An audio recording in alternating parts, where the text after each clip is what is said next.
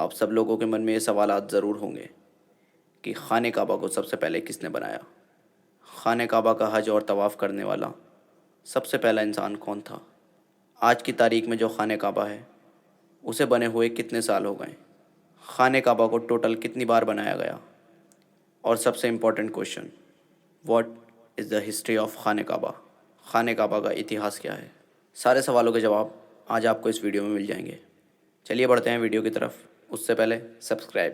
قرآن کی سورہ العمران میں اللہ تعالیٰ نے فرمایا، بے شک اللہ تعالیٰ کا پہلا گھر جو لوگوں کے لیے مقرر کر دیا گیا وہ مکہ شریف میں ہے، جو پوری دنیا کے لیے برکت اور ہدایت والا ہے۔ دوستو، پوری دنیا سے لوگ جس کعبہ شریف کو دیکھنے کے لیے آتے ہیں اور اس کے چاروں طرف طواف کرنے آتے ہیں، کیا آپ جانتے ہیں اس کے ٹھیک اوپر 7ویں آسمان پر ایک کعبہ شریف اور ہے جس کا نام بیت المعمور ہے۔ آخر دو کعبہ شریف کیوں؟ آئیے جانتے ہیں۔ حضرت آدم علیہ السلام کی پیدائش سے 2000 سال پہلے زمین پر پہلی بار اللہ تعالیٰ کے حکم سے کعبہ شریف کی تعمیر ہوئی، اور یہ تعمیر اللہ تعالیٰ کے حکم سے فرشتوں نے کی، تو دنیا میں سب سے پہلا کعبہ فرشتوں نے بنایا۔ اب بات کرتے ہیں آسمان والے کعبہ کی، جو زمین والے خانہ کعبہ کے ٹھیک اوپر 7ویں آسمان پر عرش کے سامنے ہے۔ حضرت آدم علیہ السلام کے دنیا میں آنے سے 2000 سال پہلے فرشتہ اللہ سے کہتے ہیں، انسان تو دنیا میں نافرمانیاں کرے گا، لڑائیاں کرے گا، خون خرابہ کرے گا، تیری عبادت کے لیے ہم ہے تو صحیح۔ جس پر اللہ تعالیٰ فرماتے ہیں کہ جو میں جانتا ہوں وہ تم نہیں جانتے۔ فرشتوں کو لگا کہ اللہ تعالیٰ ہم سے ناراض ہے، تو فرشتے اللہ تعالیٰ کے عرش کے نیچے طواف کرنے لگتے ہیں اور اللہ تعالیٰ کی تسبیح بیان کرنے لگتے ہیں، جس پر اللہ تعالیٰ نے فرشتوں پر رحم فرما کر اپنے عرش کے نیچے ایک گھر تیار کیا، جس کو فرشتوں کے بیچ میں بیت المعمور کہا جاتا تھا۔ اس کا ذکر قرآن کی سورہ طور میں بھی اللہ تعالیٰ نے فرمایا ہے۔ فرشتوں کے بیچ بیت المعمور کی اہمیت ایسی ہے جیسے دنیا میں مسلمانوں کے لیے خانہ کعبہ کی ہے۔ روز ڈیلی 70,000 فرشتے بیت المعمور کا طواف کرتے ہیں اور وہاں نماز کے لیے حاضر ہوتے ہیں۔ کہا جاتا ہے کہ جو فرشتہ ایک بار وہاں طواف کر لیتا ہے اسے پھر کبھی دوبارہ طواف کرنے کا موقع نہیں ملتا، بلکہ روز نئے 70,000 فرشتے آتے ہیں اور وہاں طواف کرتے ہیں۔ یہ آسمان والوں کا قبلہ ہے۔ حدیث میں آتا ہے کہ حضور اقدس صلی اللہ علیہ وسلم کو بھی یہ بیت المعمور دکھایا گیا تھا۔ دوستو، سب سے پہلے اللہ تعالیٰ نے فرشتوں کے لیے کعبہ بنایا جس کو بیت المعمور کہتے ہیں۔ پھر اللہ تعالیٰ نے فرشتوں کو حکم دیا کہ جاؤ زمین پر بھی میرا ایک گھر بناؤ۔ جس طرح فرشتے بیت المعمور کا طواف کرتے ہیں، ٹھیک اسی طرح میرے بندے بھی زمین پر اس کا طواف کریں گے اور میری عبادت کریں گے۔ تو اللہ تعالیٰ کے حکم کی تعمیل کرتے ہوئے فرشتوں نے پہلی بار بیت اللہ یعنی خانہ کعبہ کی تعمیر کی، پھر طواف بھی کیا، اور زمین پر پہلا حج بھی فرشتوں نے ہی کیا۔ دوسری بار خانہ کعبہ کی تعمیر تب ہوئی جب حضرت آدم علیہ السلام کو اللہ تعالیٰ نے جنت سے زمین پر بھیجا۔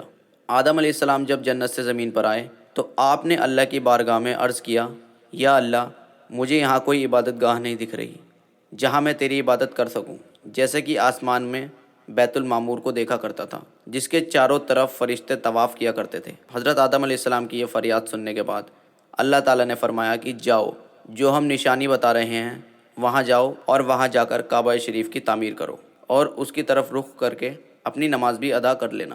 حضرت جبرائیل علیہ السلام کو اللہ تعالیٰ نے آدم علیہ السلام کی رہبری کے لیے بھیجا۔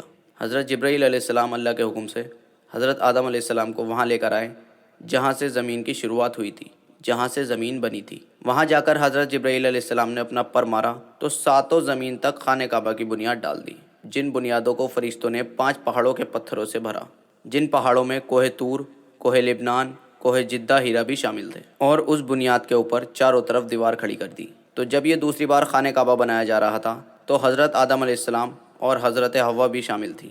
حضرت حوا مٹی اٹھا اٹھا کر لاتی اور حضرت آدم علیہ السلام خانہ کعبہ کو بناتے جاتے۔ جب تعمیر کا کام پورا ہوا تو اللہ تعالیٰ نے آدم علیہ السلام کو طواف کا حکم دیا۔ آپ نے طواف کیا اور وہاں عبادت کرتے رہتے ہیں۔ اب بڑھتے ہیں خانہ کعبہ کی تیسری تعمیر کی طرف۔ آدم علیہ السلام کو بنانے کے بعد وقت کے ساتھ ساتھ خانہ کعبہ کی دیواریں بھی کمزور ہوتی گئیں، تو آدم علیہ السلام کے بیٹے حضرت شیش علیہ السلام نے مٹی اور پتھروں سے اس کی تیسری تعمیر کری۔ کچھ روایتوں میں آتا ہے کہ حضرت شیش علیہ السلام نے خانہ کعبہ کی صرف مرمت کرائی تھی، تعمیر نہیں کی۔ بہرحال اب بڑھتے ہیں چوتھی تعمیر کی طرف۔ خانہ کعبہ کی تیسری تعمیر کے بعد حضرت نوح علیہ السلام کی قوم پر جب اللہ تعالیٰ نے عذاب بھیجا تو خانہ کعبہ کی عمارت غائب ہو گئی اور کچھ روایتوں میں آتا ہے کہ خانہ کعبہ کو اٹھا لیا گیا۔ اس کے بعد حضرت ابراہیم علیہ السلام دنیا میں آئے۔ حضرت ابراہیم علیہ السلام کو اللہ تعالیٰ نے حکم دیا کہ خانہ کعبہ کو بناؤ۔ اللہ کے حکم سے ابراہیم علیہ السلام اپنے بیٹے حضرت اسماعیل علیہ السلام کو لے کر خانہ کعبہ کی تعمیر کے لیے نکل گئے۔ حضرت جبرائیل علیہ السلام نے حضرت ابراہیم علیہ السلام کو خانہ کعبہ کی بنیادوں کا نشان بتایا۔ جب حضرت ابراہیم علیہ السلام نے بنیاد کھودنا شروع کیا تو پرانی بنیاد دکھنے لگی جس پر حضرت آدم علیہ السلام نے خانہ کعبہ بنایا تھا، تو حضرت ابراہیم علیہ السلام نے اسی بنیاد پر خانہ کعبہ کی تعمیر کی۔ کوہ لبنان، کوہ ہیرا، کوہ ابو القیز، کوہ صافا اور کوہ مروہ، ان پانچوں پہاڑوں کے پتھر حضرت جبرائیل علیہ السلام اٹھا کر لاتے اور حضرت ابراہیم علیہ السلام خانہ کعبہ کو بناتے۔ پھر حضرت جبرائیل علیہ السلام کی نشان تیزی سے جبل ابی ابو بیس کے کنویں سے 2 پتھر ملے۔ حضرت ابراہیم علیہ السلام ان پتھروں کو اٹھا کر لائیں۔ ان میں سے ایک پتھر حجر اسود تھا اور دوسرا پتھر مقام ابراہیم کے نام سے جانا جاتا ہے۔ مقام ابراہیم پر ہی کھڑے ہو کر حضرت ابراہیم خانہ کعبہ کی دیوار بناتے۔ جیسے جیسے خانہ کعبہ کی دیوار اونچی ہوتی جاتی ویسے ویسے وہ پتھر بھی اونچا ہوتا جاتا۔ خانہ کعبہ کی 5ویں تعمیر قوم عمالقہ نے کی تھی اور 6ٹھی بار قبلہ جرہم نے کی۔ قبلہ جرہم میں جس شخص نے یہ کام کیا تھا اس کا نام حرش بن مداد اذکر تھا۔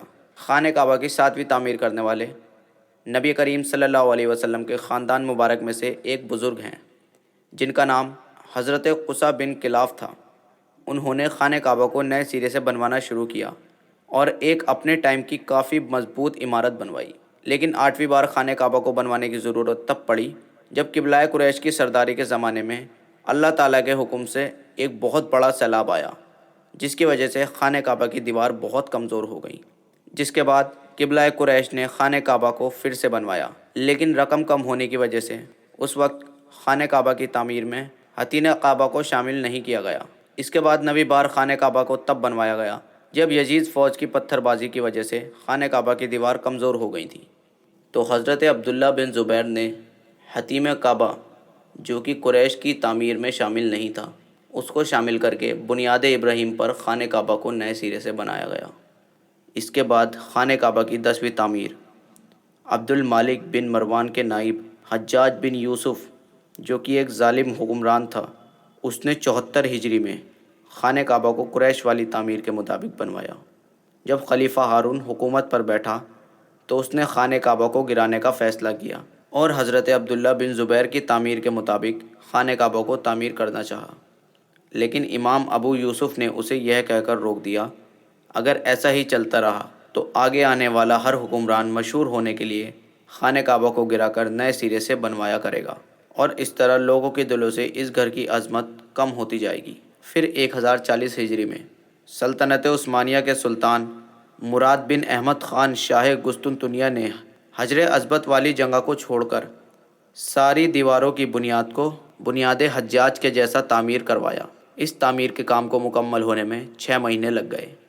اس نے خانہ کعبہ کے اندر سنگ مرمر کا پتھر لگوایا اور بے حد خوبصورت چھت بنوائی اور باہر کی طرف سے بہت ہی قیمتی ریشمی کالے رنگ کا پردہ خانہ کعبہ پر ڈالا گیا جس پر کلمہ طیبہ لکھا ہوا تھا اور سنہرے لفظوں میں سلطان کا نام بھی لکھا ہوا تھا۔ آج کے وقت میں جو خانہ کعبہ ہے وہ آج سے کم و بیش 405 سال پرانا ہے، کیونکہ لاسٹ خانہ کعبہ کی تعمیر 1040 ہجری میں ہوئی تھی اور اب 1444 ہجری چل رہی ہے۔ اس طرح سے خانہ کعبہ کی تعمیر 10 بار ہوئی۔